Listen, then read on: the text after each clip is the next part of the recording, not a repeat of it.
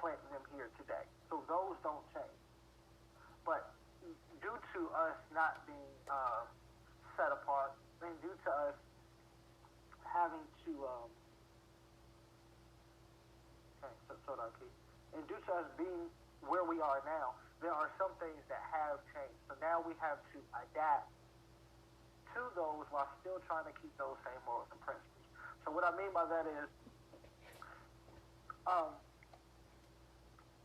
most of the time now, you're a young lady, young man, or even a elder man, Zaquina, and y'all are out and y'all run into each other, and then talking starts and so on and so forth. And now you guys are communicating, y'all exchange Facebook or whatever. You guys are communicating now.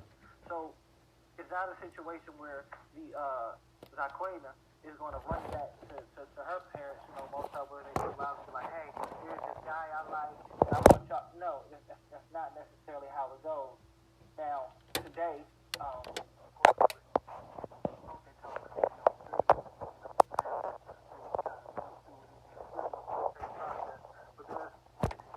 barriers are no longer there as they once were. So I say all that to say, as far as girlfriend and boyfriend, right?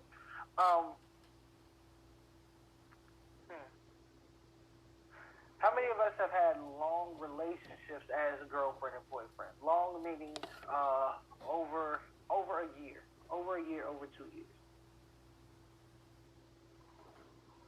I have. I mean, I believe that there's an ability to raise a thumb or something like that, so I can. But to Toda,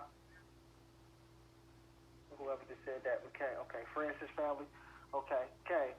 I'm sure some of y'all other participants have had relationships that are longer. That girlfriend and boyfriend were longer than a year, right? So out of those relationships, if you had a relationship that was longer than a year, girlfriend and boyfriend, did you marry them? No.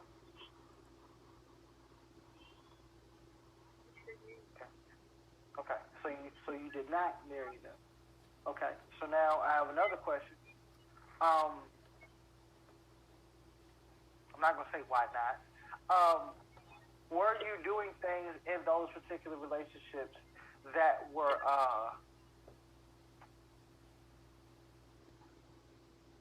that would be done in a marriage if done correctly? So in that year or two, did you do anything that would have been looking from the outside in, you would think that those two people are married? And of course, with all these questions, I'm just walking. Walk with me, please. Okay. All right. So, with that being said, for those who said yes, right now, I have to ask a question, another question, and then we're gonna get into some scripture.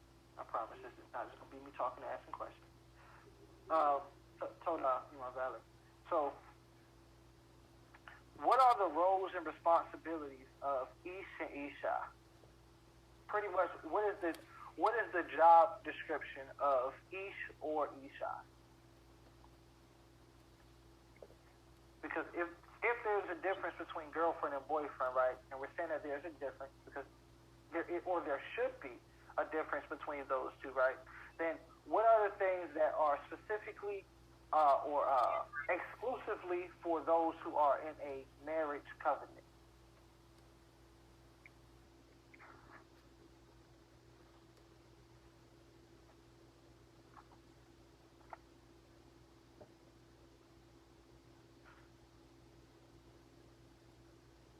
All right, Yisrael. Now, y'all got to talk to me, Yisrael. Provide shop, please, talk to me. I talk to myself, regularly without other people. Okay, no sweat. Let's go to the book. Oh, okay, Trace Mark. I would say that the husband's role is to follow the Most High, teach his Isha and his children, and the Isha's job is to help the husband and teach the children. Okay. Those are actually told answers, some of which we're going to touch on now and a little bit later as we go through it. Okay. Adon said, follow the Most High for the men and teach the children. For the wife is help and teach the children. Okay. So let's go to Bereshit, commonly called the book of Genesis, chapter 1, verses 26 through 28. We're going to the beginning because that's where you should always start.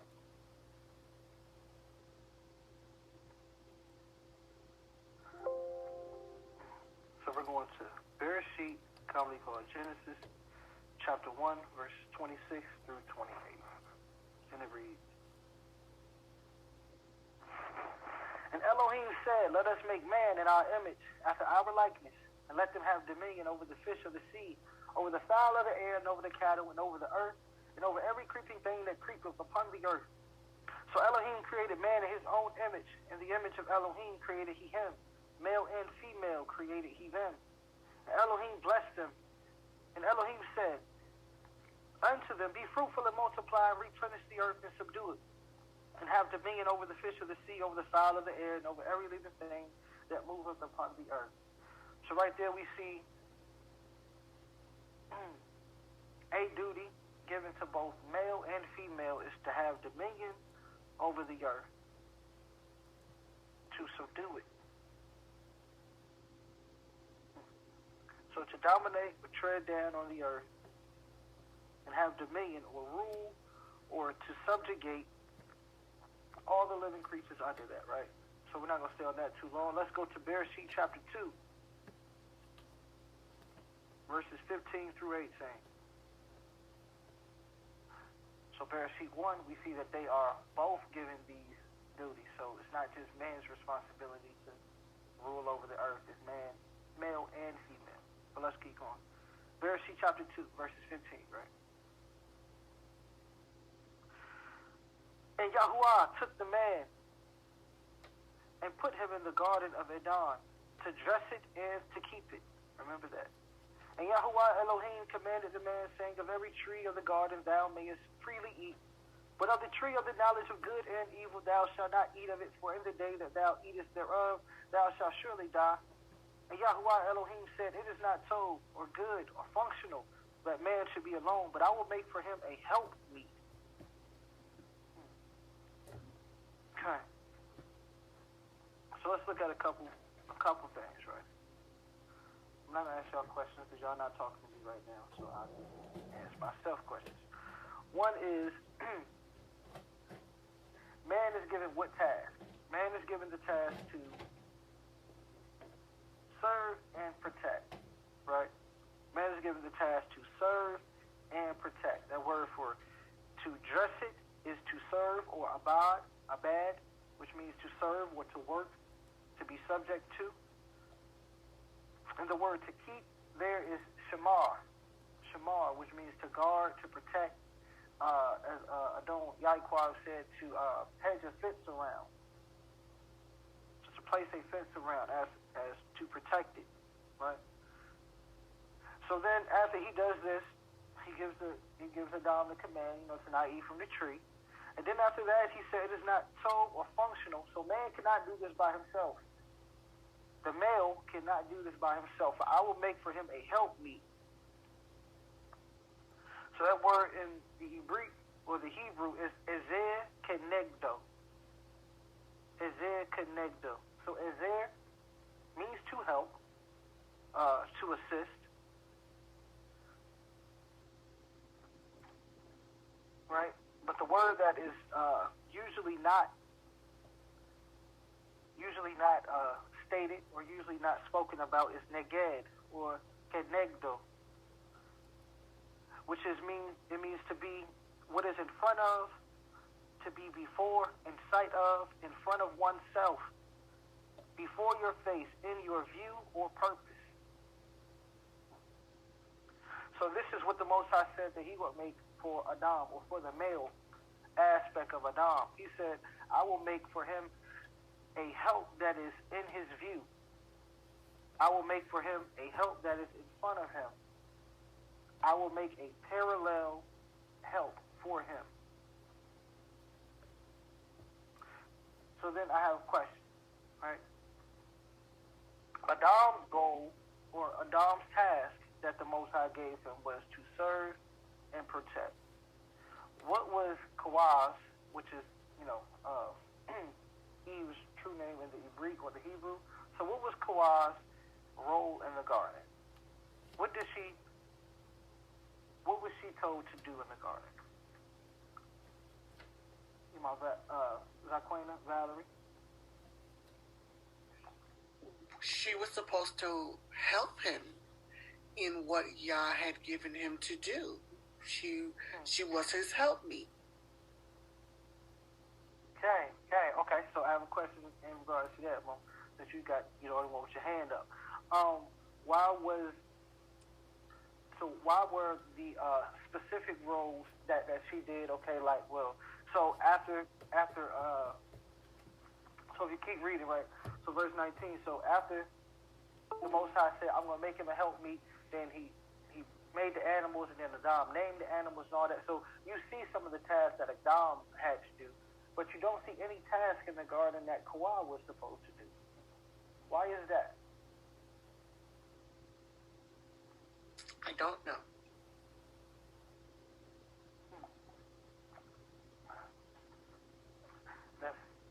That's no problem, Mom. Francis Mishpaka, okay. And then Maury Kanakia, Shalom, Maury. With Francis Mishpaka, go ahead. So she wasn't, her role isn't an actual task, it's whatever, to support whatever his role is. So if his task was to serve and protect, her task is to support him in serving and protecting. Meaning, if he needs food to go out and do what he got to do, she makes it. That's support. Need water, she gets it for him. Roles like that.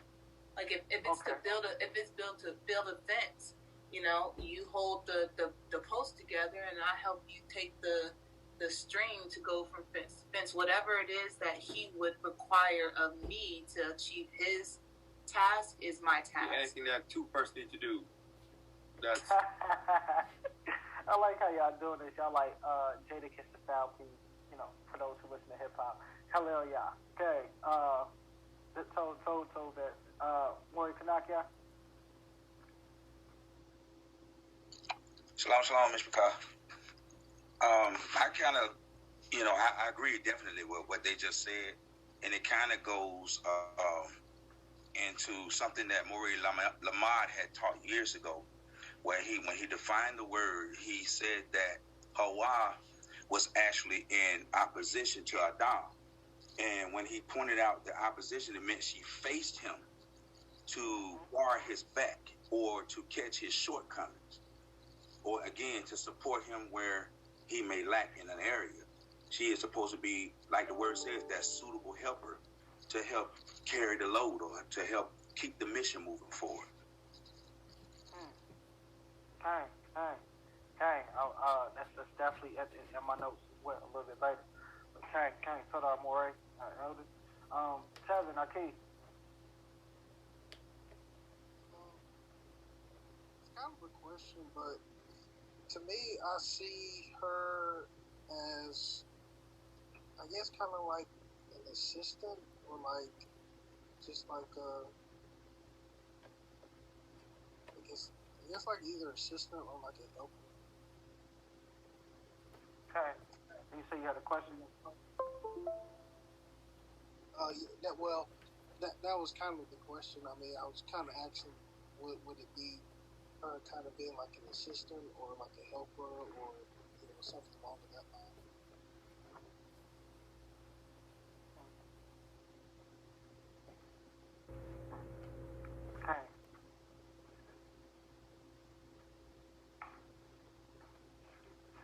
Okay. Yaiqua almost missed the hand because it's dark skin. Go ahead. Shalom, adult. Shalom, Mr. Pecan. I think as far as Eve's Kawhi's duties,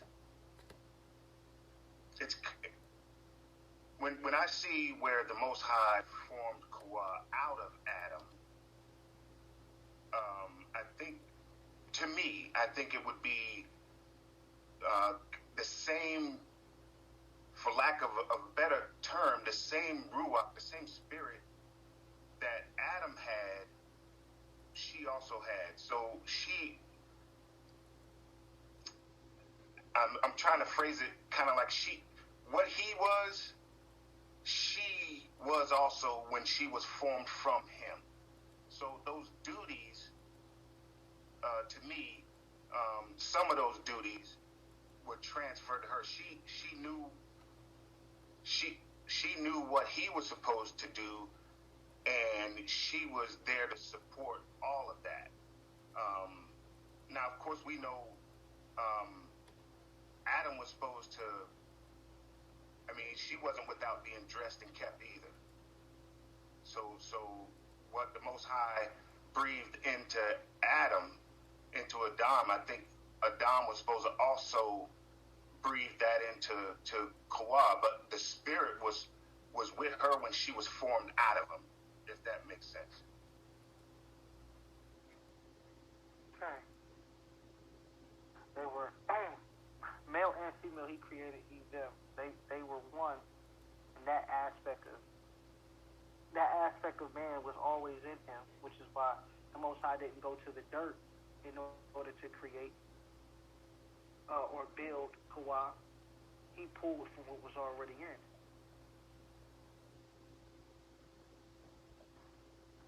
Jeez. So, okay, these are great answers. So Kawhi's role was not specified in the garden because, as it has already been said, it was whatever is needed to complete the mission. So what does that mean for today? Are we to go like some of our brothers say, in that your role is to wash dishes, be barefoot, make babies? Or your role is to watch these children? We're going to touch on that in a second. But first, let's deal with the zakar, or the male. Okay, Jimmy Will, means to help and to co-rule. Okay, Francis family. I keep Mr. Cobb. He had already started. Oh, hello.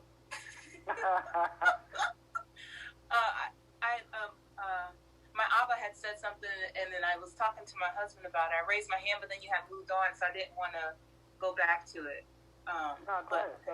Here we are. So my Abba had said something about how Hawa was pulled from Adam.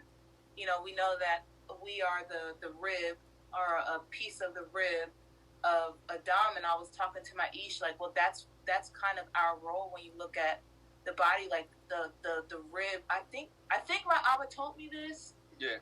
Did Dad say that to us before? Yeah. He was like, you know, the woman's role is to protect those vital organs, like the fact that the rib protects the man, or whatever being it is. The anatomy of the body is the rib protects the lungs, the heart, all that good stuff that's there. The rib protects it. So if a woman is formed from a rib, she's supposed to protect the man's vital organs in that sense. So that he can perform. So he could do his job. Right. Okay. Yeah. That's it. Okay. It is. I was talking to one of the other Marines, and they said that the word rib, the word zelah, which is the Hebrew word, is normally never translated as rib except for there. Which could be a good or bad thing. Mostly is translated as side. So she was to complete him, compliment him, help him to do the job required of him. Absolutely. Okay. We get it somewhere. This is good. Okay. Now let's how does any of this translate into 2021? Right? Once again, we are to take Torah is living. Torah or instructions are living. So we must always continue to grow with it. Right? So let's deal with the zakar or the male. What does serve and protect mean today? Once again, abad means to serve, or abad means to serve or to work. So we will get to the submissiveness of women, but that's usually where we start at. But we don't understand that we are to serve and work for our nashim, or our women.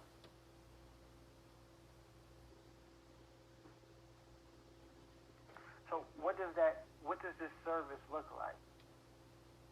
What does it mean to serve your Isha? More Kanaka. It means, understanding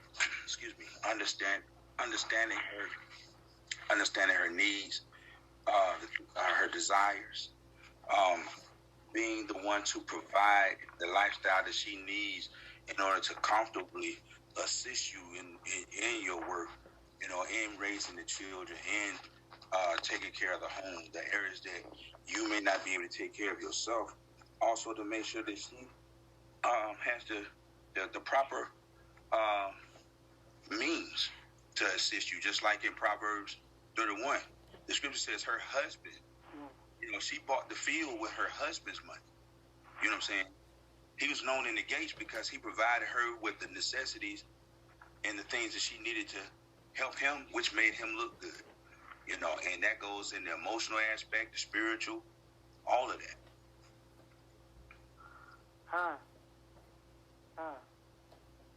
Absolutely. This service is exactly what Queen said. It is a making sure that she is taken care of. So in a sense, you are committed to making sure that she is lifted up.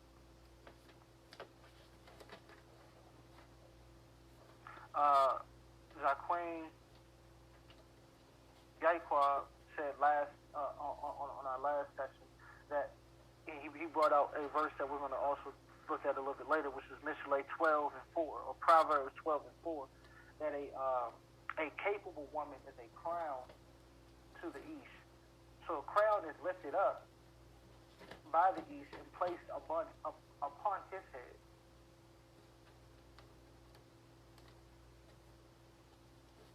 A crown is usually cleaned and make sure that it's kept in a nice place, and so on and so forth. It is a duty to make sure that our women are protected. Our women have what they need in order to fulfill their purpose. They also have a purpose, which is connected to your purpose, which once again, Kenegdo, which also a part of it means in your view or purpose. She's in your purpose.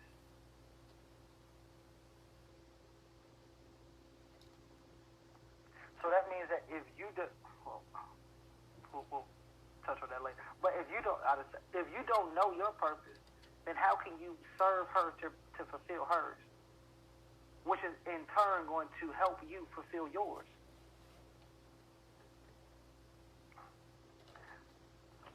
Let's serve. Let's look at Shamar, right?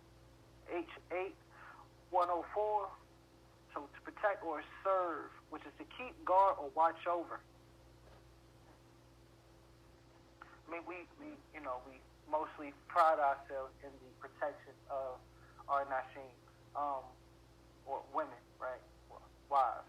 One thing that Maisha constantly reminds me of, hold on. Elder Kanaka, is your hand up, or is that an old hand?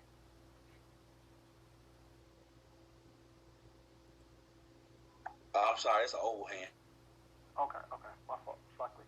So, we usually pride ourselves in making sure, nothing gets in the house, or we even see a dog, we kick the dog in the nose, and so on and so forth. People like Jermaine know how to, put a bear to sleep and stuff like that. That's cool, right? But what we don't normally do is protect their spiritual side or their emotional side. That's one thing Maisha constantly has to remind me of, because I'm like, I do protect you. She's like, no, because sometimes and it's like, oh, I forgot that part. So to guard and protect their emotions, make sure that things that push their buttons and so on and so forth, that you make a safeguard around them. Those sensitive areas of them, the same way that Adon said that the rib or the side protects our sensitive yet critical areas, we are to do the same thing for them spiritually.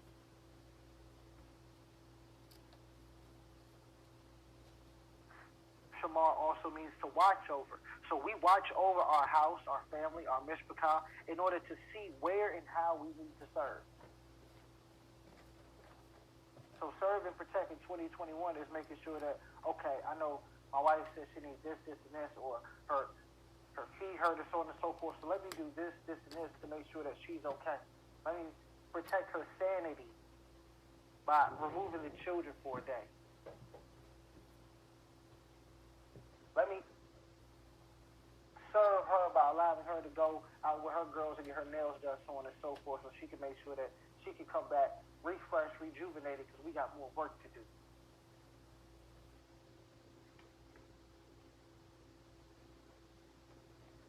So it is a task that we have. Yahusha, for some of those who may not know that name, or Yeshua, or who they commonly call Jesus, said, what? The greatest of you shall be a servant.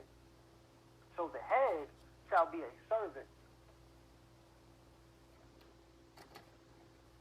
Not in the sense of you are below, but your duty, okay, your duty and your responsibility is to create the balance in the household by letting your Isha know, or your wife know, that yes, I'm the head and I am to lead, but I'm also to serve you to make sure that you can walk beside me, on my side, as we continue on this journey to fulfilling our purpose and our ministry together.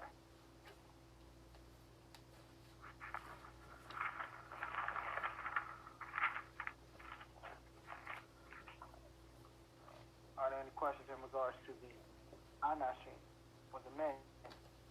Not saying that this is that was it, but we'll get back to it.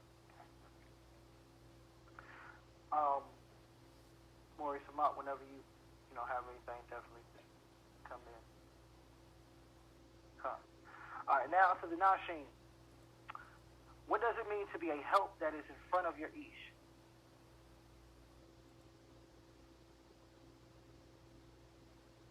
So when we're as Sister in Morikakia said in terms of what Moray spoke about, so the kenegdo is in front. The kenegdo is in front of you, right? You are in front of him to watch. That's Shamar. Watch his back and see where he is lacking, that you are able to serve him. So the Nashim or the Isha also serves and protects. So at the beginning, remember, both were given the task of having dominion. Both were given all of these tasks. The Isha or the Nashim was always there to assist in it, meaning whatever there was a need, as we've spoken, just to keep putting it there. Wherever the need is, that's where the Nashim would be. Wherever the man is weak at.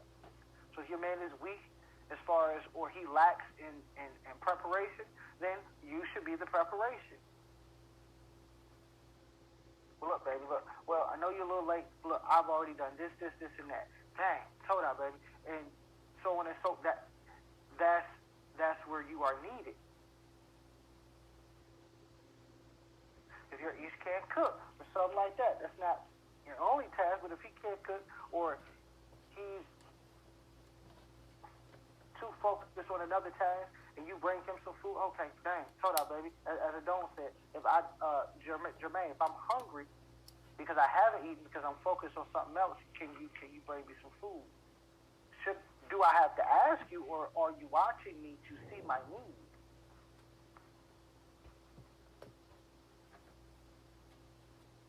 This truly is a reflective relationship given by the Most High to give both parties the ability to create and sustain balance. Everything that the Creator does is about balance, shalom.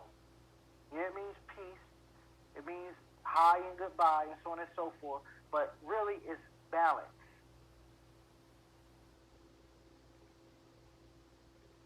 So a marriage is supposed to be just that. That's why the two become one, perfectly balanced together, watching and protecting each other, protecting and serving each other. So, which will lead to another question. Do you see a completed picture when you two are together, or two pieces that are just connected? Okay. Do you see a completed picture, which is just one picture, or do you see two pieces connected? And what would be the difference? Francis family, shalom.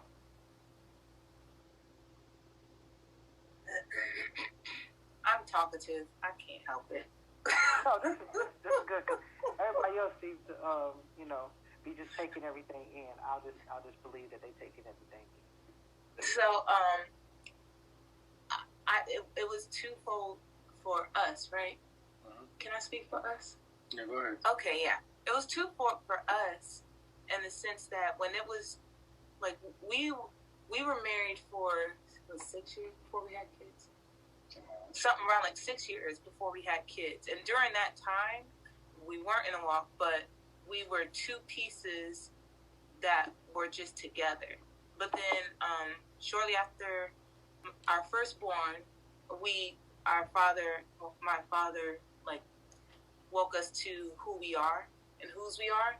And then, so at the realization of that and having children, we became a complete, like, one. So we were operating kind of like independently together. But then with the kid and then with our awareness of who we are, then we started to meld as one, a chad. Okay, a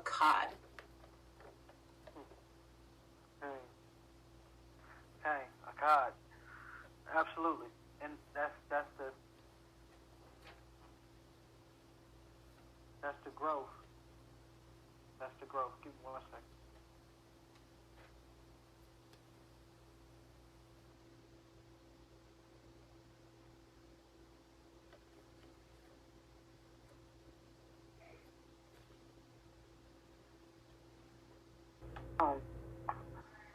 Luckily, okay.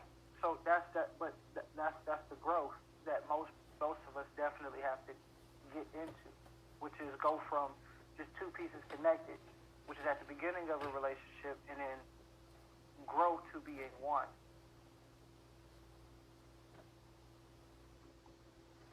It is a process of making sure that I can watch over you and see where you lack, you see where I lack, and we come together because you complete me.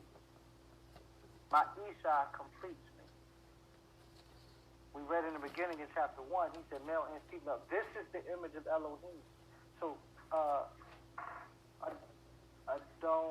Masimba? Shalom. Shalom, Madam. I have a question. Yes, sir. Moving forward, based on all that you're talking about, moving forward on raising families, how will we do that? Trying to use the ways of the past, where parents and fathers was the ones who choose the wife or the husband. How do we do that in the future? Knowing who we are now, knowing how we should live, how do we move forward choosing significant others for our children? Do we do it like we did in the past, or do we have to fully adapt to what's happening now to be able to do that? So that's a total question, and I hope you don't think I'm sidestepping when I say that it should be a hybrid. So it's a hybrid in terms of one. Let's say one of the young men of Israel. That way it seems right. One of the young men of Israel run into another daughter of Israel, or a daughter of Zion, right? So they meet at the mall or something like that, because we are in 2021. They meet at a mall. They start talking, so on and so forth. So right, they exchange numbers, so on and so forth. Now the young man, his responsibility after they're talking, is to be like, hey, I met this lady at the mall. Can you check her out for me? Or vice versa, even the young lady, if that's the case, be like, well, Dad, I met this young boy. Could you check him out for me? And then we can begin to go through the process. So in a sense, it is them choosing, but us confirming.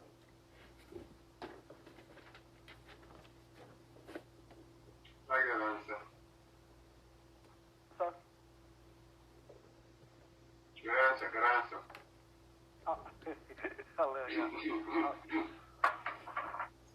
All right. Go back to listening.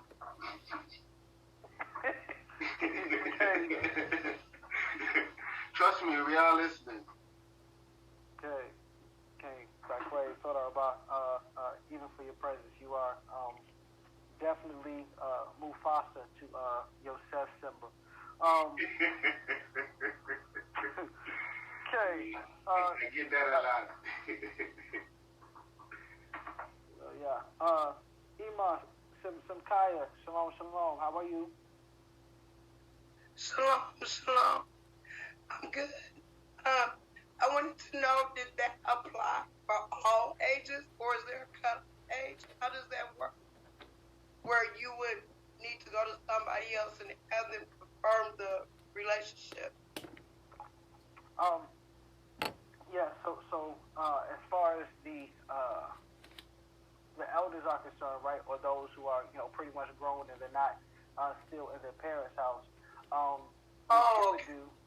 No, but it does still apply, right? So what I'm saying is, for somebody who's like, 16, 17, they would have to go to their parents, because more than likely, about 90%, they're still in their parents' house, right? Let's say you Hallelujah, came to Virginia, something like that, and you met one of the brethren or something like that, so you're like, Adon or whatever.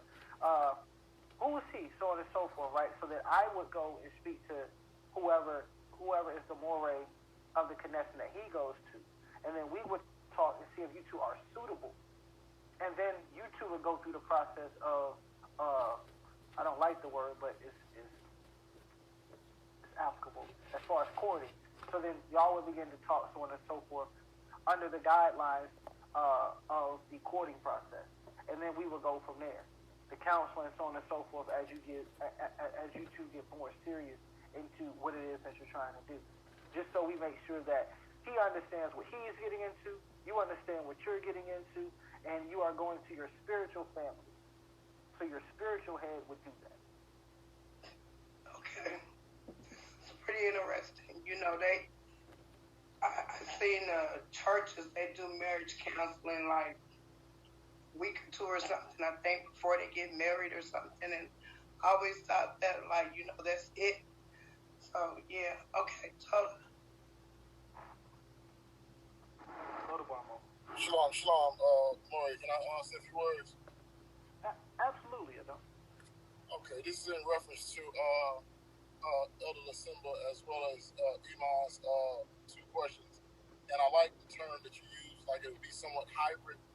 And I would like to use hybrid for a time, meaning hybrid for a time because we are in a position where many of us don't even know the laws and we're not even willing to accept what Torah says as is. So the scripture tells us in Jeremiah 6:16, return to the paths of old. So everything about what we're doing is supposed to be returning to the paths of old, but it may be a process that will be somewhat hybrid for a time until we get back to being able to do it totally by the ways of old. But the conditioning of the mind, or the renewing of the mind, is something that has to be taught.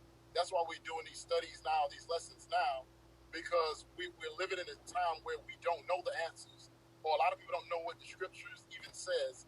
So as we're returning to the paths of old, there's things that we have to do somewhat hybrid for a time until we return to the paths of old. And I'm going to use a scriptural reference to show you what I mean. So there was a covenant of circumcision that was given to Abraham. It was given to Abraham when he was in his old age. But the covenant of circumcision was any male child 8 days old and upward. But the actual commandment was 8 days old, the child should be named and circumcised. But when he got the covenant, anyone 8 days old, or any male that was 8 days old and older, because he was 100 himself, they became circumcised. That's hybrid, because they had to do it at the time where they were at. They had to now start trying to keep a commandment that they were given after they were outside of the process of what the Most High really intended for it to be. And then it says when Yitzhak, or Yaakov, was actually born, Yitzhak was the first one born under the covenant to do it according to the letter. So out of all Israel, or even before there was Israelites, before there was ever an Israelite, Isaac was the first person that was circumcised under the letter of the law, meaning all the generations before him came into covenant. So some of how they had to do things was hybrid. They had to adjust based upon what they were already doing, what they already knew, and using corrective measures to now go to the ways of old. And so once Yitzhak came in, or Isaac came in, circumcised under the Torah, exactly as the law specified, from that point forward, the tribes and the nations were now being circumcised according to the covenant, because the younger generation was now born into the covenant, whereas the older generation had to submit into and accept the covenant that they were not yet under, and they were already out of the age range. So it's the same thing with marriage today. With going back to what Elder Lasima said, how do we return to it?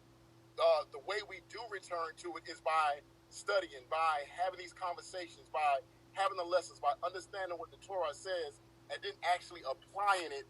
And we start teaching the younger generation, because we have now, there are those who have already been in the Christian church, so to say, and their parents have been in the Christian church all their life, and they've already been dating someone, or they've already had a boyfriend who they're already joined to. And so now you kind of come to the walk, you realize what it says, and then you try to embrace the culture while already doing something already outside of how the culture was. So with that being the situation, then they have to now try to come into it the proper way. So that would be somewhat of a hybrid. But going forward, like our younger children now, they should know they shouldn't be out looking for boyfriends and girlfriends. That just isn't what they should be doing. They should be letting their parents select for them. Or if anything, even like when Samson desired Delilah, he still went back to his parents and said, I desire this woman, go and get her for me. So it's still a process. It has to be taught. Our children need to know that running around, having many different boyfriends is not acceptable in the sight of the Most High, and it's nothing it wasn't even acceptable in our imams days. In the emo days, or the imams, or the mothers' days, just our recent elders, it wasn't like that back then. It wasn't a beautiful thing to have young women with many different men, many different boyfriends. And going back to the beginning of the lesson, I want to give everybody else a chance to speak first. As Kiara was saying, it depends on who you ask. Because Damari asked, is boyfriend and girlfriend the same thing as marriage, or it's the same concept? So I'm going to go ahead and have a Paul moment, and my Paul moment is this. What I teach at the Knesset is we don't do boyfriends and girlfriends. We don't do that, because that's what I'm teaching as a moray, trying to return to the past for old.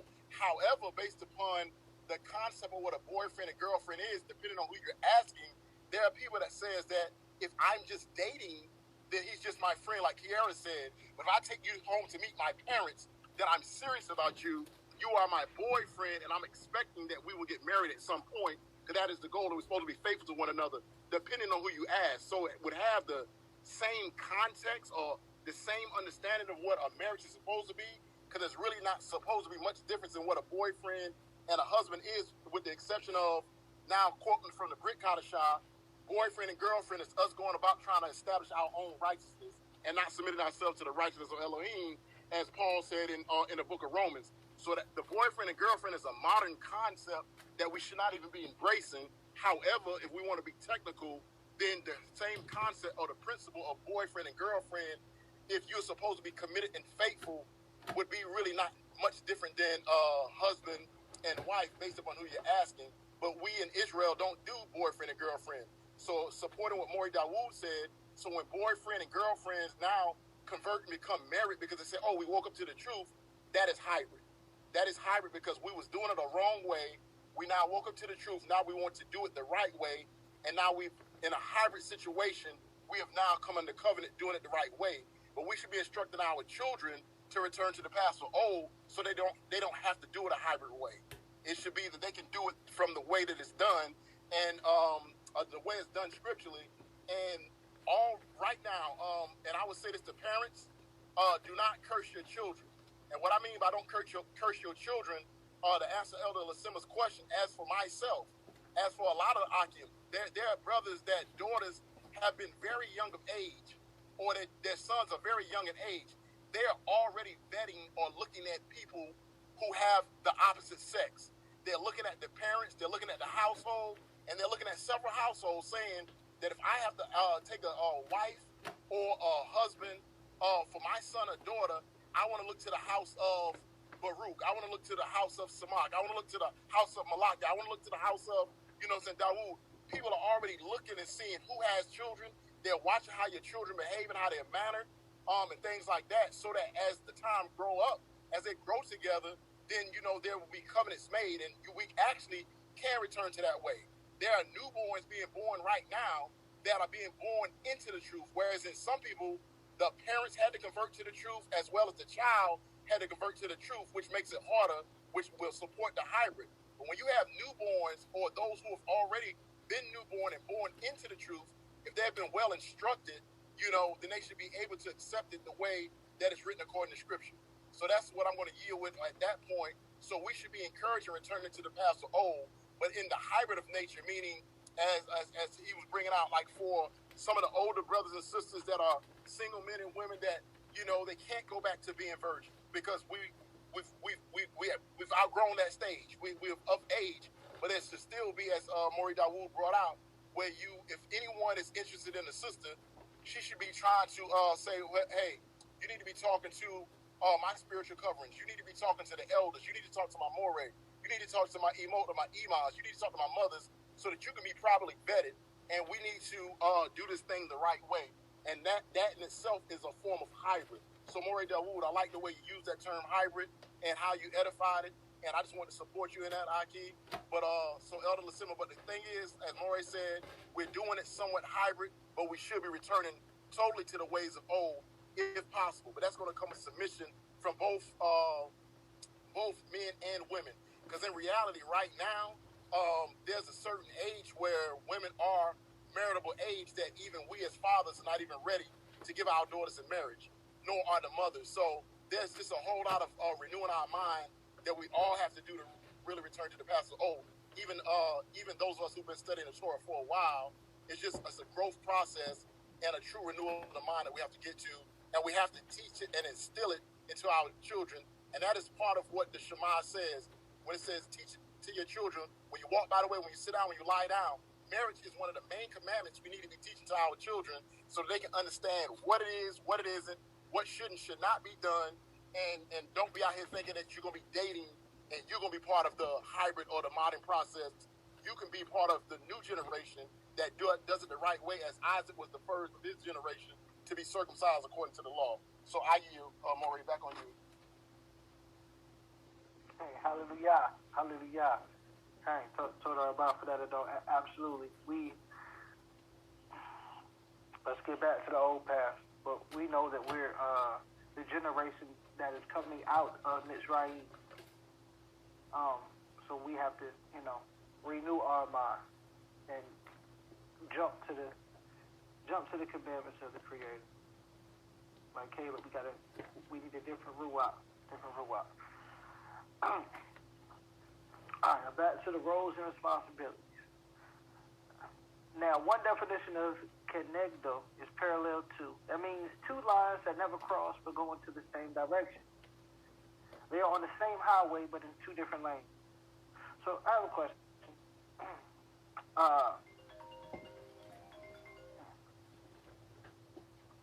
Do men and women, or does Isha Isha have the same duties?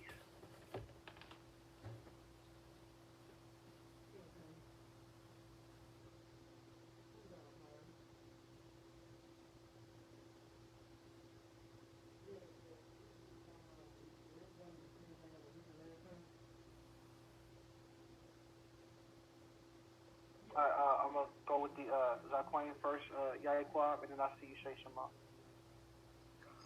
Alrighty, Toda. I think if we're talking about specifically in marriage, do they have the same duties? I believe no, but I think as children of the Most High, that we all have the same duty, and I think those two lines that's going side by side, but they're going to the same direction, is this line has specific duties as far as moving together with somebody in the same direction, and the other line that's parallel to it has duties that are also going to the same direction. So in marriage, I think that the duties are specific and different, but as if we have the same mindset, it's the same duty. Hey, say Shema. Yeah, I agree with Aki Akwab. Things such as studying Torah, teaching the children, those are the same roles, but roles such as leading, submitting to your husband, they're different roles. So.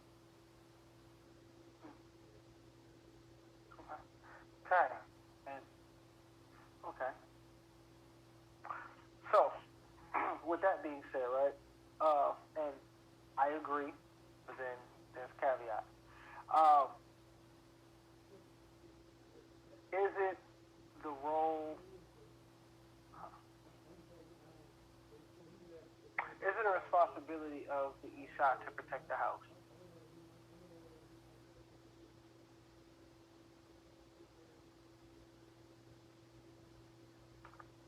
Eleazar, shalom, Maki, or Jay.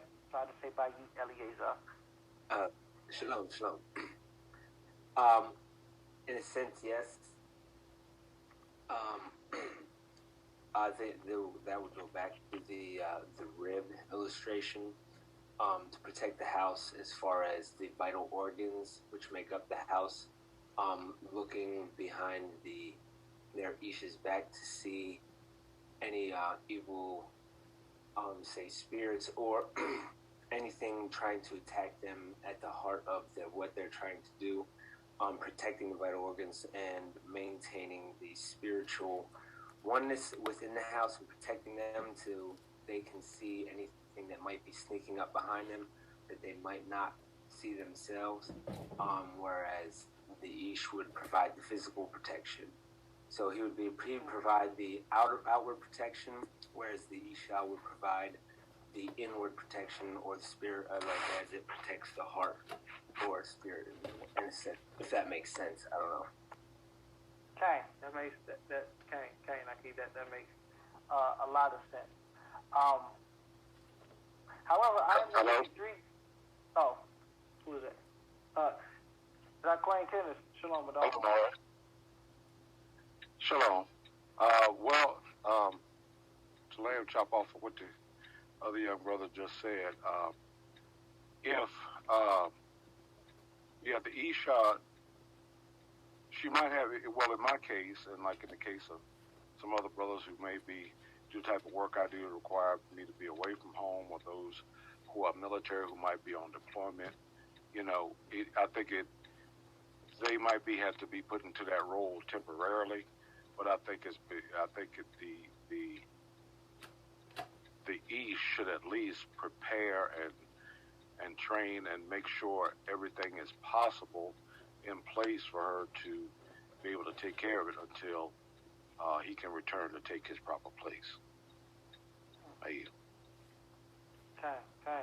And Shalom, I'm glad to see you up here. Toda for your kokma, for your wisdom. Shay Shamar, and then we'll go back to Eliezer's Bayit. Now, mine's kind of a question. I think a couple of weeks ago, you had a lesson where you talked about, I think it was Moshe, and he was supposed to circumcise his son, and his Isha did it for him. And if she didn't do it, I think the Most High would have killed him. So I got that right. Okay, Naki, and that was actually one of my examples. Okay, hallelujah. That's one of my examples of how the woman protects the house. And after Eliezer, then we're actually going to go there first. Oh yeah, I was just gonna. That made me think of another example of how Isha protects the house spiritually in a way, and also in a physical way. I know it's kind of extra biblical, but in Sanhedrin, the story of Korah and the wife of On, how she got her husband out of the vow to the rebellion by basically getting him. Feeding him a rich meal and wine so he'd oversleep and miss the showdown at the tabernacle. Caused his doom. And she sat in the door of their house, refusing to let the entourage come in and wake him up. So she would have been on one accord with him based off of his studying and them being on the same page, but then her also, again, looking behind, seeing the evil intent that he missed, and then protecting him in that way and not allowing him to fall, and being there to protect and catch him and provide a way. Okay, Naki. And for those who do not have that particular story, it's a great story. It shows the difference between the Nashim, or the wives of men, and how one can prevent your destruction while another can assist you in it. Francis family. I was just gonna lamb chop, I guess, off of both the Akis and give the example of, was it David? King David, when he was fleeing from Saul, and he came on the outside of I can't remember the names, but he came on the outside of someone's house and asked the husband for just provisions, and he said no, and then he was going to report David to Saul, but then his wife went out and saved the house by giving food and drinks and all that stuff. So I was just going to let you. Hallelujah. Y'all are wonderful. Okay, so that's two out of the three that I was going to pull, which we can still go through. There's only 3 verses apiece. Okay, so let's run through these scriptures fairly quickly. Let's go to Shemot, commonly called Exodus chapter 4, verses 24 through 27. So Exodus chapter 4, verses 24 through 27. And it reads, and Yahuwah, for some reason everybody else is clear, but you sound really low, and you're broken up just a little bit. Okay, my fault. Let me is that better or no? Yes, sir. Much better. Okay, I just had to take these headphones out. Okay, so we're going to the book of Shemot, commonly called Exodus chapter 4, verse 24 through 27. And it reads, at a night encampment on the way, Yahuwah encountered him and sought to kill him, him being Moses. So Zipporah took a flint and cut off her son's foreskin. and touched his legs with it, saying, "You are truly a bridegroom of blood to me." And when he let him alone, she added, "A bridegroom of blood because of the circumcision." So this is, as Sheikh Shamar said, good job, Adon, Zipporah protecting Moshe. Without the Isha of Moshe, there would be no Exodus.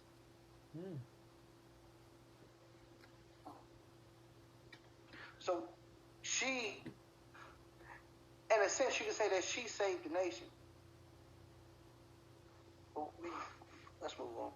1 Samuel chapter 25. 1 Samuel chapter 25. Starting at verse 32. This is what Sis was speaking on. 1 Samuel chapter 25, starting at verse 32. And it reads, Melech Dawid said to Abigail, "Praise be Yahuwah, Elohim of Yisrael, who sent you this day to meet me. And blessed be your prudence, and blessed be you yourself for restraining me from seeking red dress and blood by my own hands. For as sure as Yahuwah, the Elohim of Yisrael lives, who has kept me from harming you, had you not come quickly to meet me, not a single male of Nabal's line would have been left by daybreak." Dawid then accepted from her what she had brought him, and he said to her, "Go up to your home safely. See, I have heeded your plea and respected your wish." I want to go to one more instance where the Isha protected the house, and it actually involves the same king.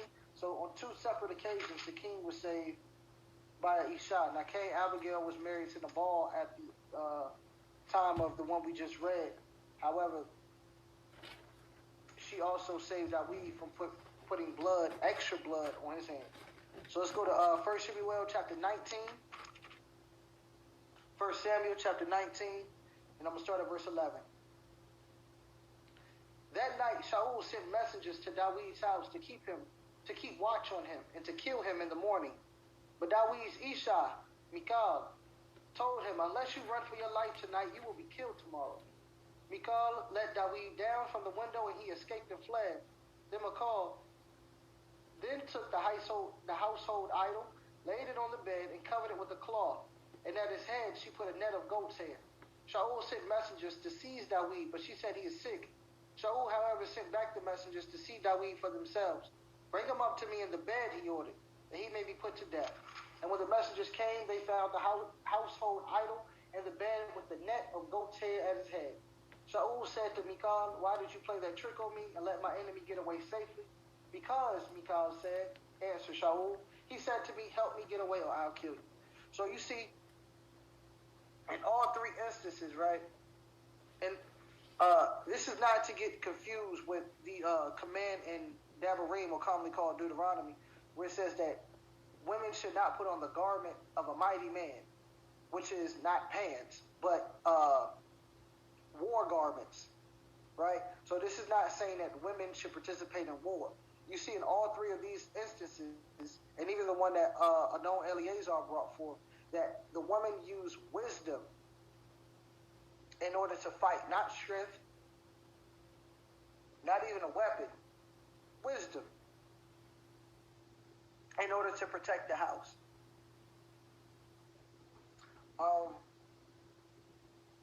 For the sake of time, I did want to go to usually when you speak of the household or mishpachah or family, you only speak of the man teaching. There's even doctrine that women shouldn't teach. They should be quiet. They should be quiet. However, there are instances where the woman teaches. So I want to go to two instances, and then I have a question, because two things I pointed out in both of these instances, and it's intriguing. So let's go to Shophatim, commonly called Judges, chapter 4. Most people know this prophetess, or Nabiya, Miss Deborah. So this is Shophatim, commonly called Judges, chapter 4, verses 1 through 5. And it reads, "The Israelites again did what was offensive to Yahuwah, Ehud now being dead. And Yahuwah surrendered them to King Jabin of Canaan, who reigned in Hazar. His army commander was Sisera, whose base was Hara Shethgoim. The Israelites cried out to Yahuwah, for he had 900 iron chariots, and he oppressed Israel ruthlessly for 20 years. Deborah, wife of Lepido, was a prophetess. She led Israel at that time. She used to sit under the palm of Deborah between Ramah and Bethel in the hill country of Ephraim, and the Israelites would come to her for decisions. So pause that, and let's go to 2 Kings, or Melakim Bet. So 2 Kings, chapter 22.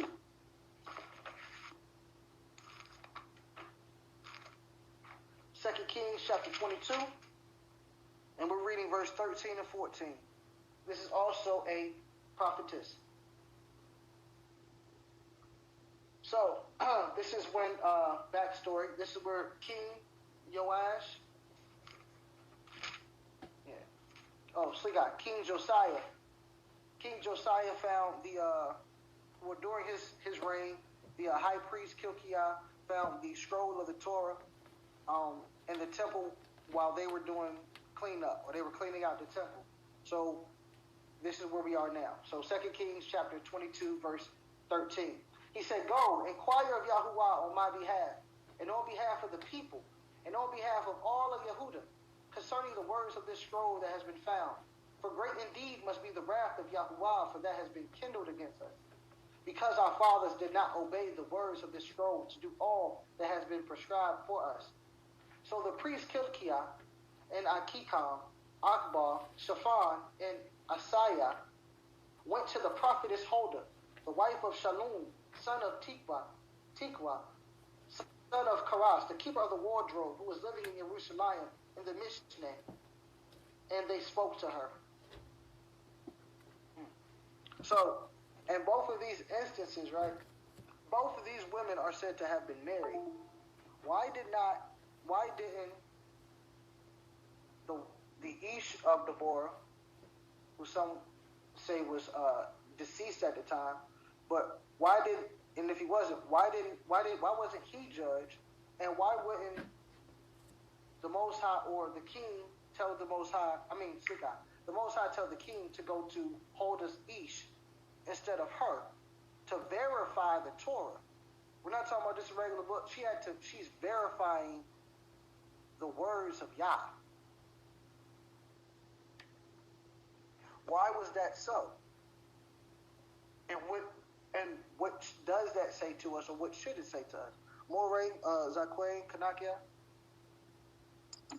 It shows their respect for the calling and authority of the Most High in them, because of course they have been proven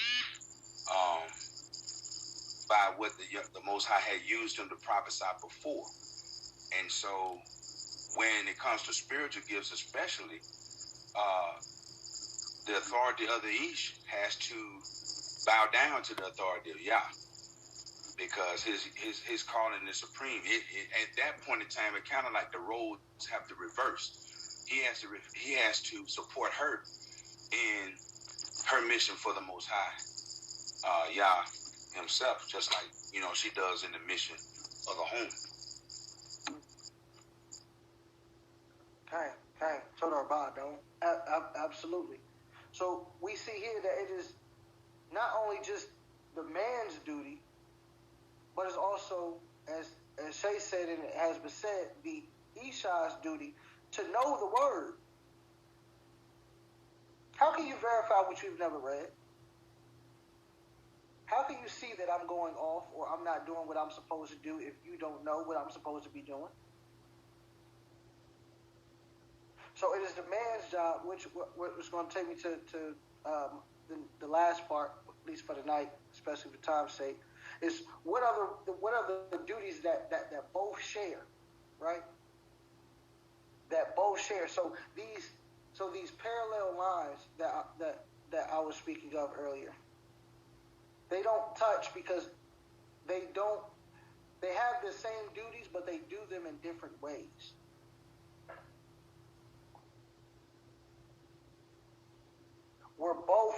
to be capable servants of the Most High.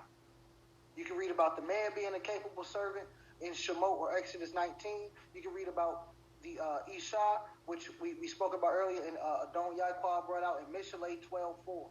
Both are capable. The servitude part, one is Exodus 19, and also in Mishlei 31, where it says that a woman that fears Yahuwah is to be praised. They both are to have a relationship with the Creator.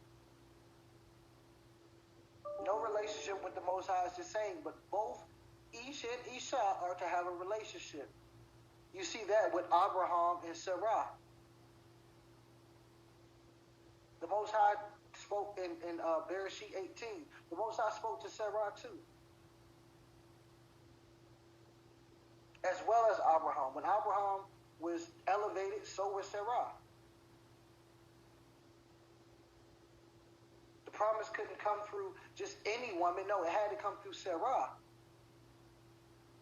Which shows that there's something about that Ish and that Isha, which is very important.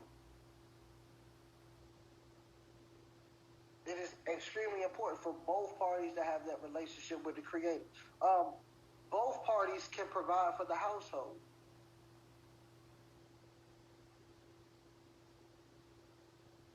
Most High told Adam in Bereshit, due to the curse, that you will work the ground, you will till the ground, right? So you're going to work. Proverbs 31, that woman worked.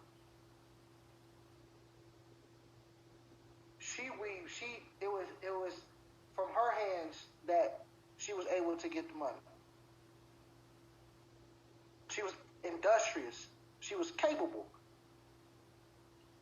Both parties are to raise the children. Mishlei 6:20. Proverbs chapter 6, verse 20. It says, let's go there real quickly.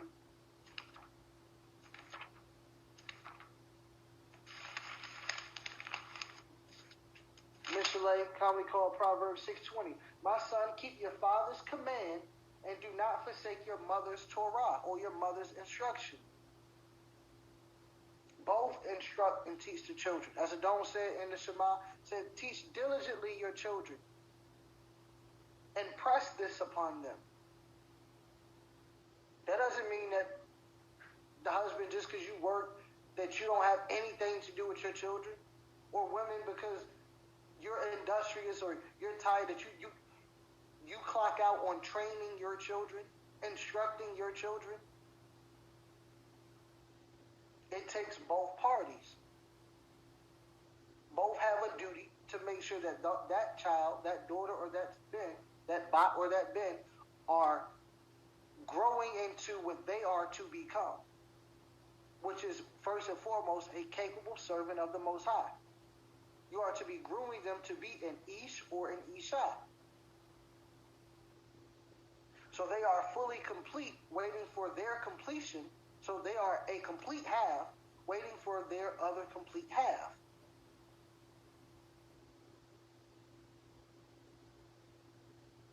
Pray together. That's the duty of both the Ish and the Isha, to pray.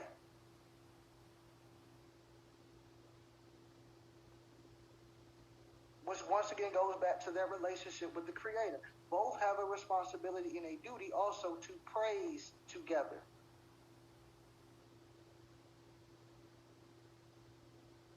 So there are things, now yes, there are certain things that only a man can do and only a woman can do. But for the majority of it, it is a balance in the household that keeps the household stable. I have to make sure that I am a representative of my marriage. My Isha is a representative of my marriage.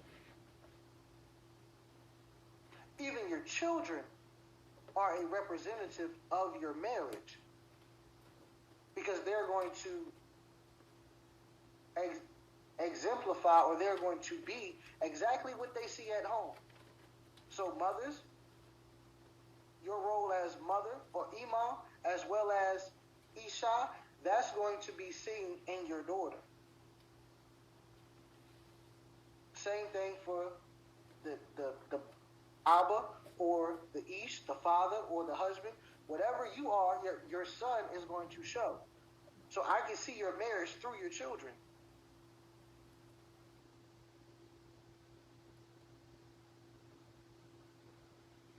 So both have a responsibility to make sure that all parties understand that they are examples of what's going of the household, and that they are working on the things and are helping each other work on the things that we may lack in, because that at the beginning was the whole purpose of the two becoming one.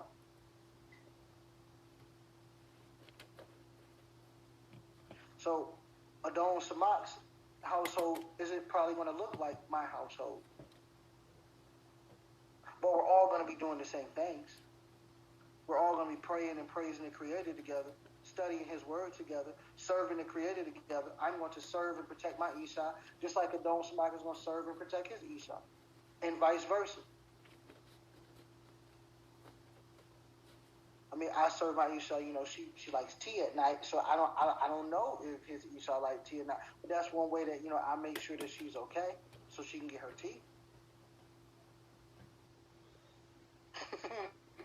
So I'm not going to go on too much of a tangent, but Kay, there is a necessity for balance and a collective effort to do everything together.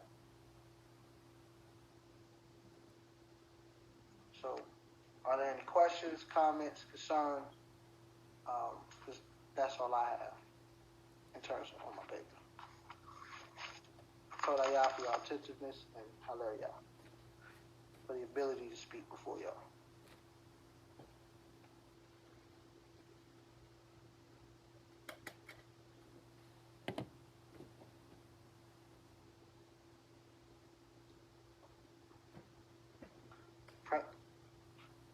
Okay, that's a clap for his family. I was asking anybody how. Okay, all right. So I'll go to the eldest first, and then we'll go from there. Zaquay, Lasimba, Koto, everything good?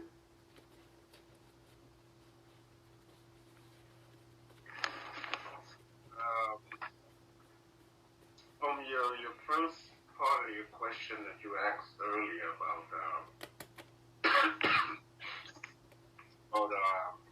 boyfriend and girlfriend and marriage, I was thinking that the process of boyfriend and girlfriend, it's more or less I would have been in the past where you're displaying the act of husband and wife without the traditional coming together, which was the actual marriage. You know, when they had the feast and they had the both parties come together, they put you in a tent with the bed and show that this is a proper marriage. Before you had that, you have coming together with the natural way. Before you had the spiritual feast of a marriage. So I would think that part of it would be the boyfriend and girlfriend part, and the part for the Ish and Isha would be the part where you actually did the coming together and the celebration, and that's the covenant part of it. Are you? Okay. I see that concept.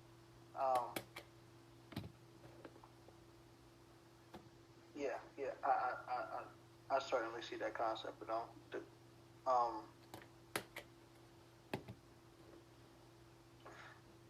it's just the modern aspect of boyfriend and girlfriend. They go way beyond what they're supposed to be doing, but we understand where we at. Ima Simkaya. So, one of the questions that I had, and I think this is where a lot of young people or people in the walk period, not just young people, but where they get so sidetracked, is when they're not in the right assembly, or they're not an assembly at all. So you meet these rules, and they'll just give the women these stories, sex is marriage, blah blah blah blah blah blah blah. You know what I mean? And it just what submission really is to them, and it's that you're subhuman now, and I'm just all these things, what I mean? And so, I mean, a lot of people are in assemblies for different reasons. Some just have been in the wrong assemblies and they didn't, just winging it now. But for whatever reason, there's a large amount that aren't necessarily in assemblies. So, as imams and elders, how do we talk to them about this? What do we do? Is there any guide that we can just kind of maybe try to gauge?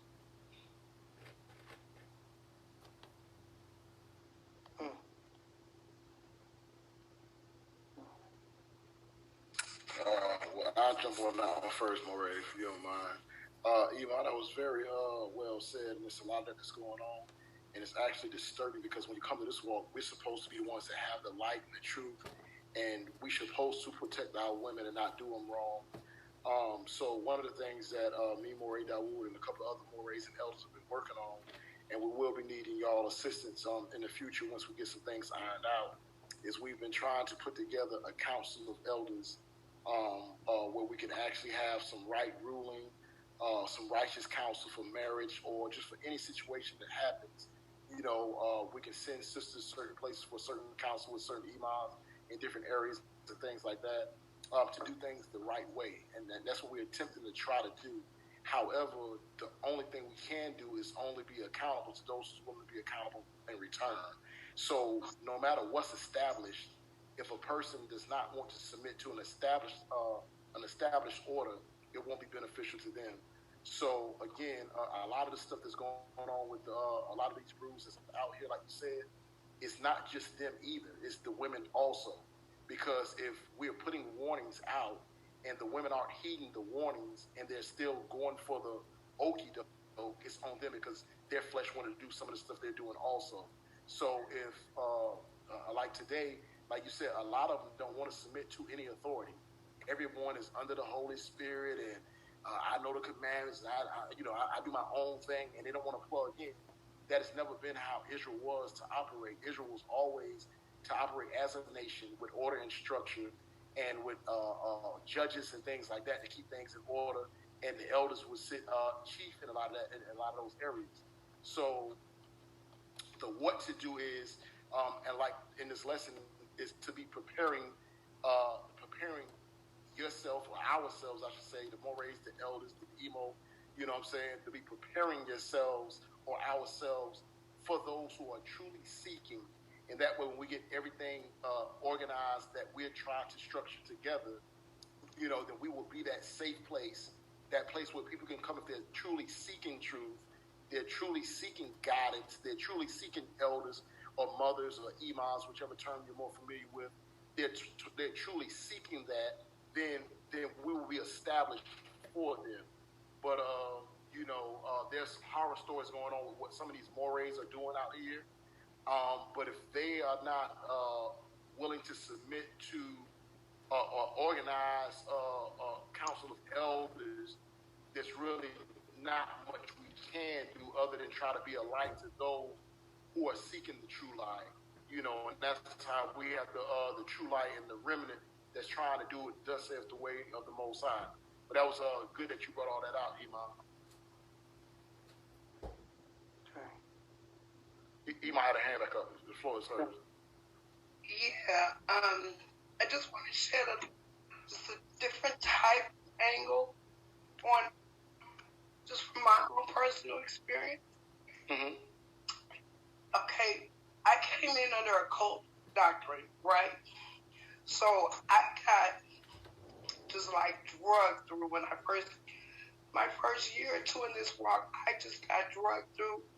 I had to relearn everything, and when I finally got out, yeah, I opened my tithes and I could come out. There was no way I was going to another assembly. There was just no way because I call it the stray dog effect. And it's like you want to be somewhere, but you don't know how to be somewhere. And then you see all these crazy people on Facebook and on YouTube, and you literally don't want to go through everything that you just previously encountered. I was traumatized. So this is why we have to realize there's a lot of camps out here, and their teachings aren't correct. And people come in this world and we're all hurting and we're all wounded and stuff like that.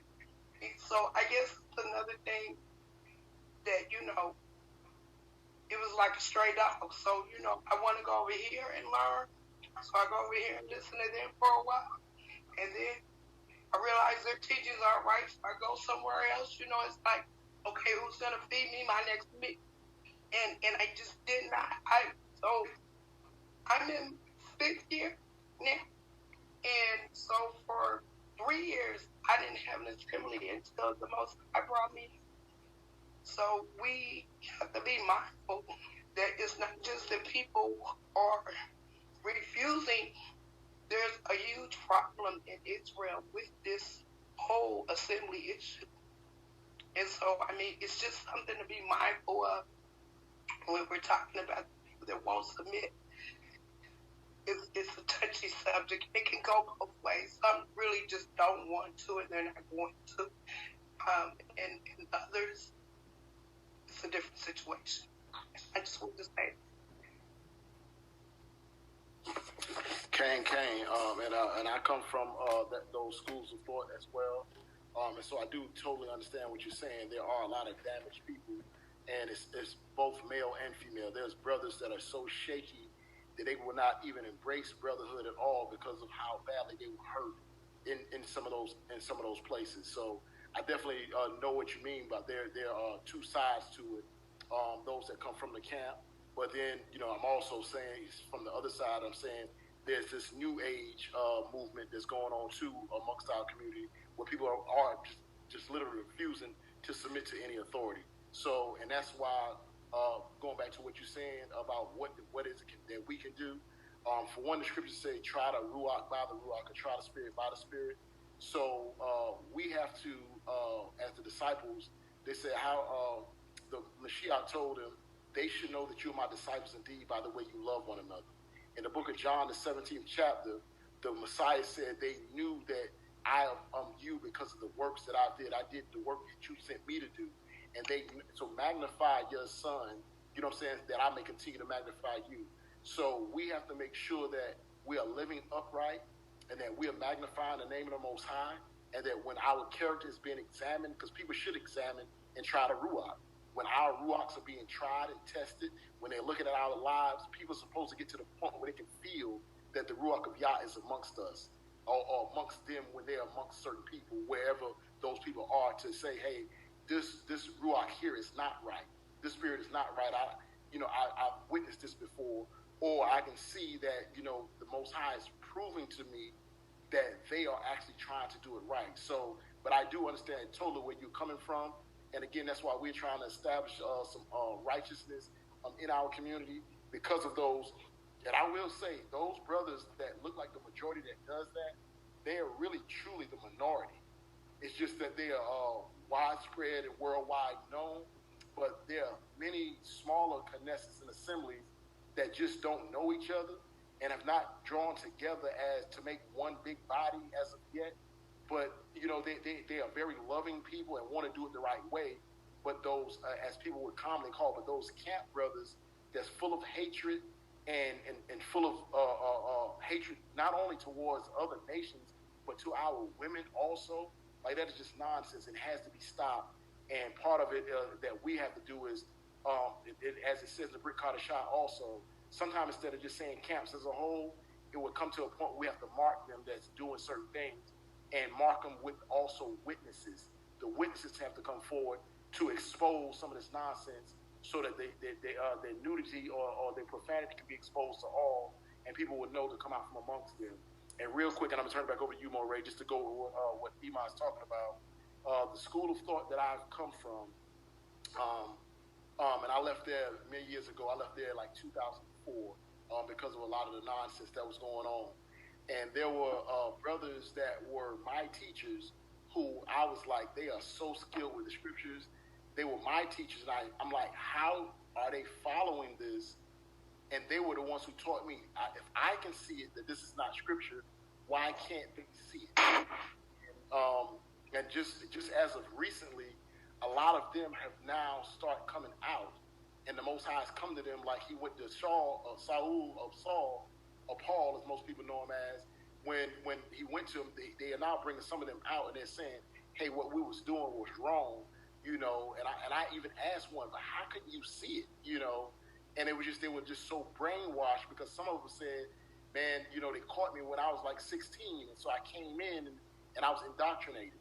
And they, just like what you were saying, Iman, and they are so fearful right now, because I've even invited some of them to come study with us, but they will not reconnect because they, now you've been in since 16, and now you're 45 years old, realizing that you have been teaching this hatred yourself, and then once you started waking up and you started questioning it, then they outcast you and hurt you, then brothers just don't even want to reconnect. So we just have to the best of our ability, try to let our light shine. And when people start coming, they start feeling the healing, and then let the witnesses themselves witness that there's healing when you come amongst the right type of Knesset or assemblies. And just ask for the Most High to lead and guide us through all that. Moray Dawood, the floor is yours, though. Okay. Toda Badon for answering that question. I see your hand again, Iman. Just real quick, I just want to say that he is so correct. I don't know what this new age people stuff is. I'm going to have to Google it, but so correct. But and that's another thing, because I've seen women that in the assembly that needed to bring charges against a man, for what he did, or whatever, and there was nobody to bring charges to. Everybody ignored the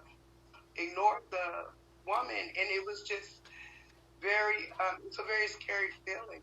So I just wanted to end saying that, and I just think that's awesome that people are starting to see their ways.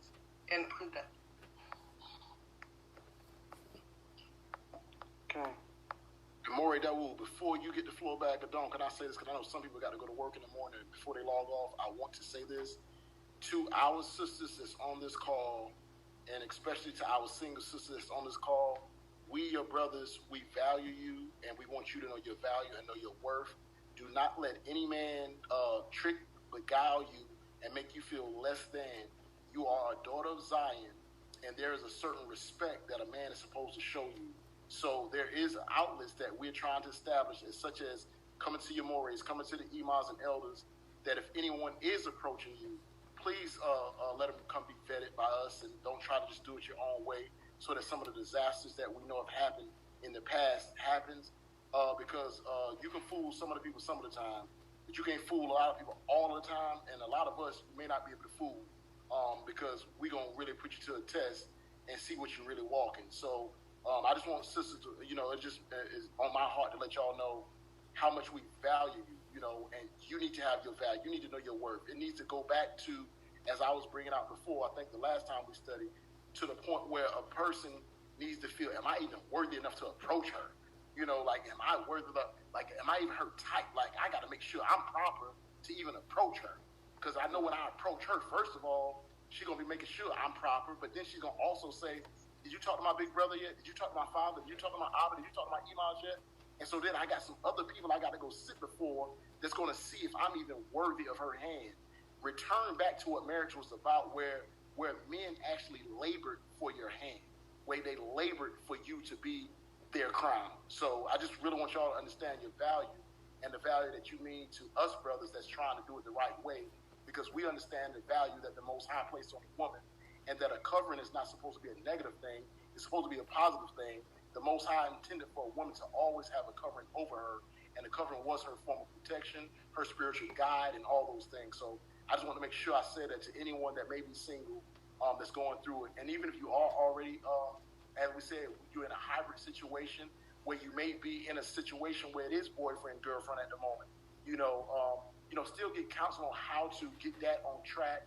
And, we're here to even try to introduce if your person that you may be involved with is not in the walk right now, that we may be able to help you get him on the track to being ish material for you. So there are some hybrid situations. So when I speak things, I speak it very blunt and real, but everyone has a situation that they may be going through. So please don't take offense to anything I say. So we do understand that some of us come up in hybrid situations, and a lot of us, including myself, did not come into this thing and do it totally Torah-based from virgin status. I converted, and I grew into this. So please don't take anything I say to heart. When I say we don't do boyfriends and girlfriends, that's for the younger generation that should not even be thinking about anything without their parents' consent anyway. But for anyone that's of adult age already and may be involved, then that's a hybrid situation that we would like to help be able to give you guidance to get that thing right in the sight of the Most High. So I just want to make sure I say that women have to return to having a value to themselves. And it's the job of your brothers to make sure you understand that you are to be valued and the value that you have in the eyes of the Most High and to your nation. Hallelujah. Okay, Maureen, the floor is yours. Hallelujah. Hallelujah. Total about I don't. I don't have to say it, but I definitely second that motion. We are building a community based on the values that our Creator gave us, not based on what we believe or what we want. Trying to walk in the Ruach at all times and not the flesh. To even give ministries as a whole, once again, is about building each other up so that we are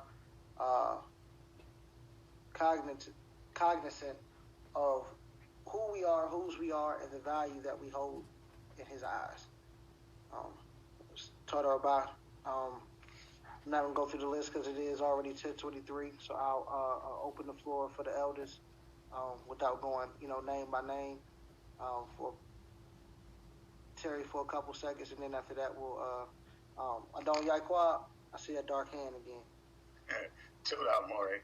I'm gonna try and make this quick. Just listening to this lesson tonight, I want to say first that Torah is not a suggestion. You know what I mean? You can't read the scriptures, take the Torah into heart, the pieces that you like. You either gonna believe all of it, or it's not all gonna come together the way the instruction is designed. You know what I mean? Like if you got an instruction and you're trying to put a kit together, if you don't follow those instructions, that kit is not gonna come out right. So Torah is not a suggestion. The next thing I want to say is we are in this situation that we're in now, and what I mean is we have to navigate between two cultures right now. Our Quadash culture that the Most High gave us with another culture, and I think we have to keep that in mind as we seek the ancient paths, is that we can't bring those cultures, that other culture, along with us. No matter how much we like that culture, the dating aspect or you know what I mean? We have to distinguish which culture is ours and which culture that is our burden. And the last thing I want to put out, and it goes along with Morey Samak. What he was saying is, with that spirit, our spirit, the spirits have to your spirit with my spirit. You know what I mean? And I think what I'm trying to say is that you have to, in marriage and all that, submit to one another. But I think you have to submit to the Most High first. He set marriage up as a perfect example of how our relationship is to be with Him. And so if we submit to Him first, understanding that marriage, and apply that same thing to our fleshly marriage with another person, I think you start to see how a marriage is supposed to work. We know we're dedicated to trying to understand our relationship with the Most High.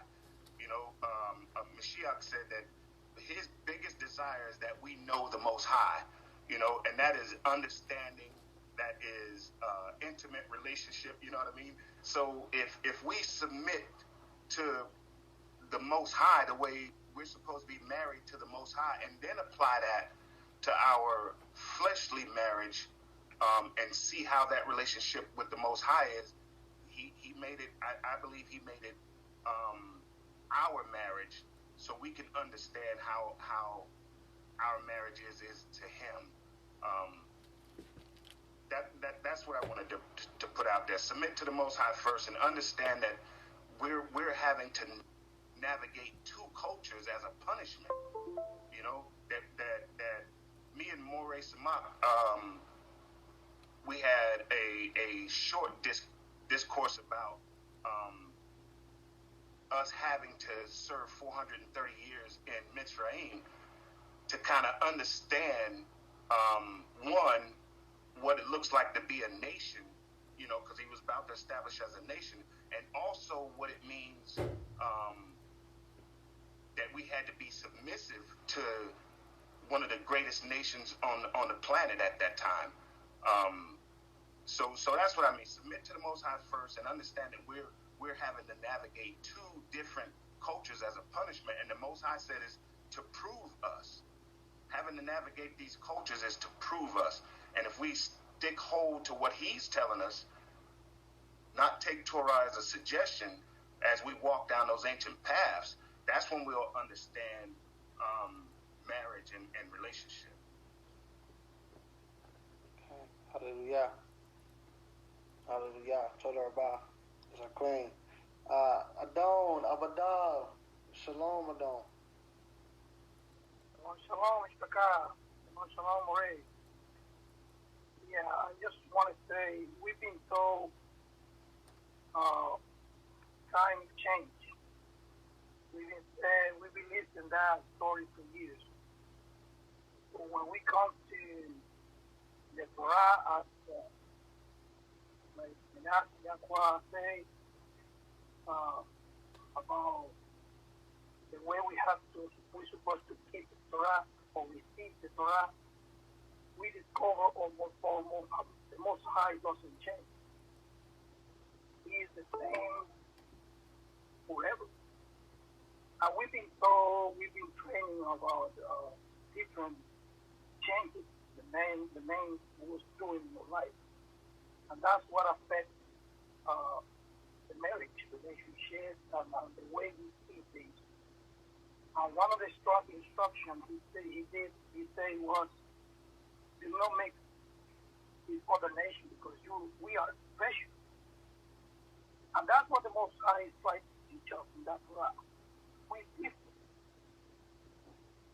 He chose us we please Him according to His way, not our own way. Because it's only one way to follow or to reach the salvation we want to give to. And that's one of the things, we need to keep in mind. The Most High doesn't change. He is the same forever. Another thing is, we need to know the tree it is a lot of contamination around us. And praise the Most High, when the Levites, start teaching the Torah, I'm sure it wasn't nobody to say, well, but my understanding say this has to be that way. No. The Levites say this is like this. Everybody marching according to what the Torah was saying. And that's it. So that's what I say. It doesn't change. We need to rescue the value, what the value of things about, the beauty of the Torah. It is not a heavy thing. It is a delight. Because we've been taught to hate each other. We've been taught to create this. We've been taught, if I don't like that, I put it away. When the Most High is fixing all that in our life, in marriage, relationship with our daughters, and and it is amazing how He restores everything that the man is trying to restore. So that's what I want to say, Adon, and praise the Most High, because He's here to learn how we see it, the instruction and build up our life as one. So praise the Most High. Hallelujah. Okay, told her about don't. Okay. Told her about. No side does not change. Any other elders before I open the floor up to anybody? Matter of fact, anybody else with any comments, questions, or concerns? We're about to go ahead and pray out.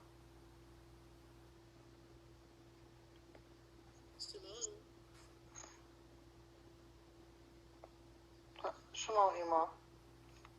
I just want to say that it was a great study, and I'm glad I listened in. I enjoyed it. Toda. Hallelujah. Love ya, Mama. Thank you for coming, Zaquina. Always good to have Zaquinot or Elder Imams and Zaquinine, our elders online. Anybody else going once?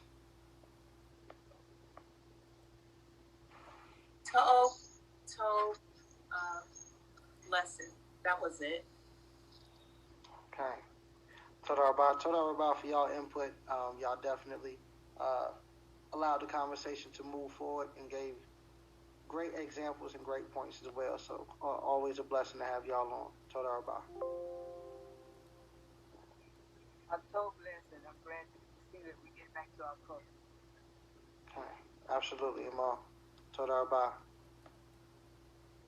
Hallelujah. All right. Okay, Zaquin.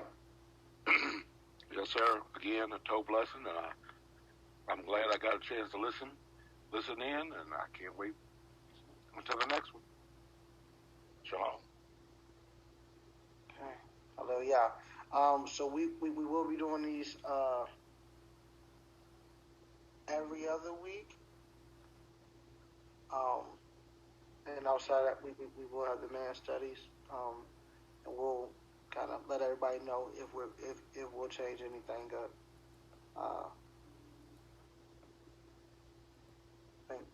Yeah. Okay. So anybody else going once, going twice? All right, come. All right, so we'll go ahead and tefillah and close out for the night.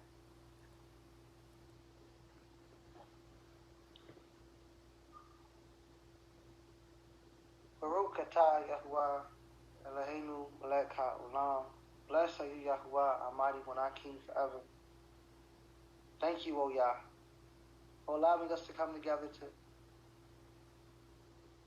read your word, understand your word, and what it means to be a union, what it means to be a Akkad, one with another. And even before we are Akkad, what it means to be Akkad with you. The things that we need within ourselves, Father Yah. We ask you to prepare us, whether we are single or with a significant other already, Father Yah. Continue to build us, to pour into us those things which cannot be seen, but which are important to you, Father Yah. That our character matches up and aligns with your character. That when we have that Ish or Isha, that we are able to see the areas that they need us, and that they are able to see the areas that we need them. That we are able to see the vulnerable areas that we need to protect, and they are able to see that exact same thing within us. And we are able to walk on this journey, Father Yah, that you would have placed us upon, to fulfill whatever purpose, Father Yah.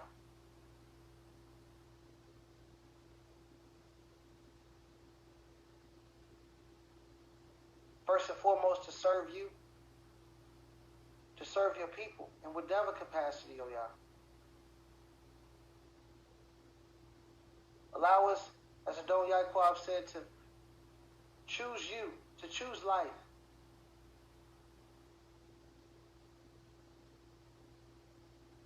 Even though we are in a state, Abiyah, or in a society that wants to blend, we are coming from that mindset, Father Yah. Please remove that from us, that we are able to walk away from the mix, the Arab, the mixture, Father Yah, and go completely into your light. That we are able to teach our children the proper way, the right way now, that as they get older, they will not depart from it, but they will take hold to your covenant, Father Yah. Take hold to the culture that you have given us. That they may have no desire to go back,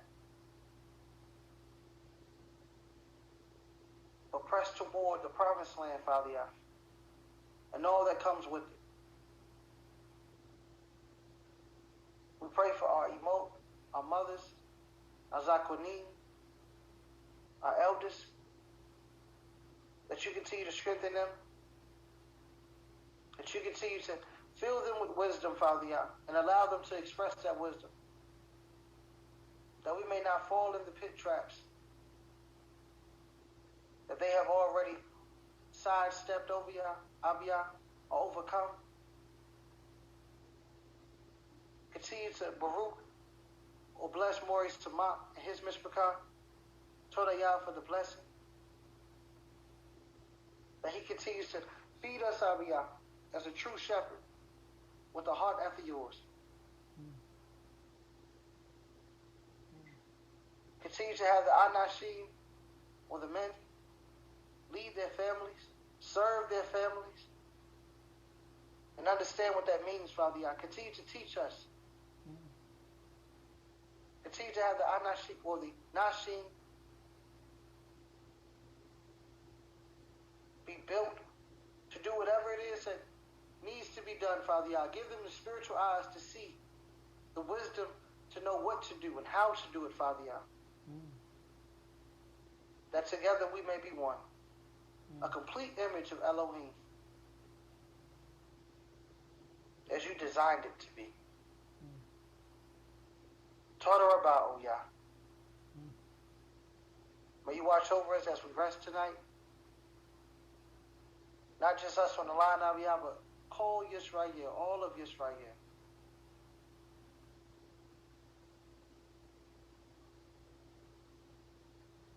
We praise your name. Baruch atah Yahuwah. Baruch Hashem Yahuwah. Baruch haba b'Hashem Yahuwah. Bless you, Yahuwah. Bless the name Yahuwah. And bless the one that comes in the name of Yahuwah. Hallelujah. Hallelujah. We hallelujah.